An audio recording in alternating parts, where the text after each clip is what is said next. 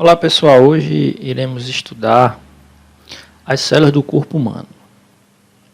A princípio, as células são os elementos fundamentais dos organismos, ou seja, são as unidades estruturais dos seres vivos. Todas as células são formadas por diversas substâncias.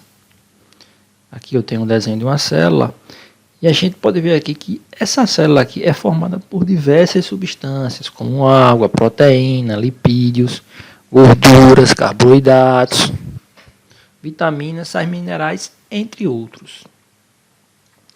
No interior dessa célula aqui, existem vários componentes que participam de inúmeros processos e colaboram para a manutenção da vida dos seres vivos. Assim, as células podem se nutrir, crescer e se reproduzir. Alguns exemplos de células do corpo humano e suas principais funções. O primeiro exemplo que a gente vai mostrar aqui é as hemácias, ou glóbulos vermelhos, que são as células encontradas no sangue.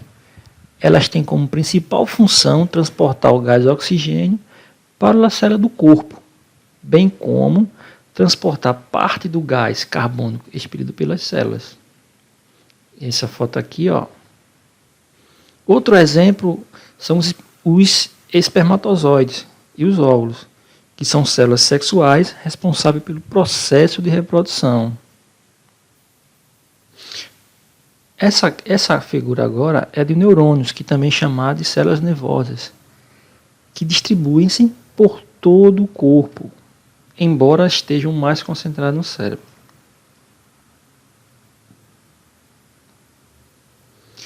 Apesar de existirem muitos tipos de células, elas têm basicamente os mesmos componentes estruturais. Se vocês for verem aqui, existem vários tipos de células no corpo humano, célula sanguínea, célula da pele, célula óssea. Porém, ela tem basicamente os mesmos componentes estruturais e funcionam de maneira organizada. Ou seja, dependendo uma das outras para garantir o bom funcionamento do ser vivo. Os níveis de organização do corpo humano. O que é isso? Nada mais a gente vai tentar entender como o corpo humano se organiza, desde a célula até o organismo, ou seja, o ser humano. O corpo dos seres vivos apresenta uma complexa organização, ou seja, esse organismo aqui, um ser vivo, esse homem aqui, ele apresenta uma complexa organização que vai desde a menor estrutura, que é a célula, a complexos sistemas integrados. Esse aqui é um sistema digestivo, que eles se entregam com outros órgãos para formar organismos. E como é que se organiza o organismo? Primeiramente, a gente tem aqui a célula, ou seja, o corpo humano é formado por várias células. Cada célula desempenha as mais variadas funções. Elas constituem a menor parte viva do nosso organismo, podendo ser chamada de unidade básica da vida.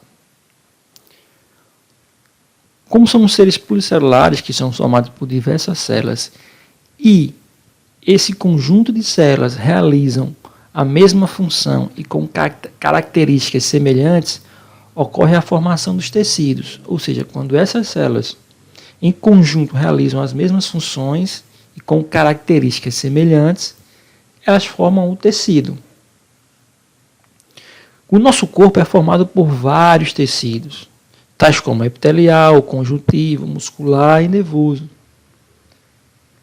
que são extremamente importantes. Um exemplo que eu dou é o tecido sanguíneo, que é formado pelo plasma, diferentes tipos de células e alguns fragmentos de plaquetas, apresentando como função principal transportar nutrientes e oxigênio para o corpo. Os tecidos do corpo organizam-se e formam os órgãos, importantes unidades autônomas. O exemplo que eu tenho aqui é o coração, que, por exemplo, é formado principalmente por tecido muscular e controla suas contrações. fazendo com que o bombeamento do sangue aconteça. Vários órgãos interligados, ou seja, cada órgão se interligar, e realiza funções que contribuem para um determinado objetivo. E esse objetivo forma um sistema. Pessoal, quando vários órgãos interligados e realizam funções que juntas contribuem para um determinado objetivo, eles formam um sistema. Esse sistema, trabalhando juntos, formam o organismo do ser humano. Ok?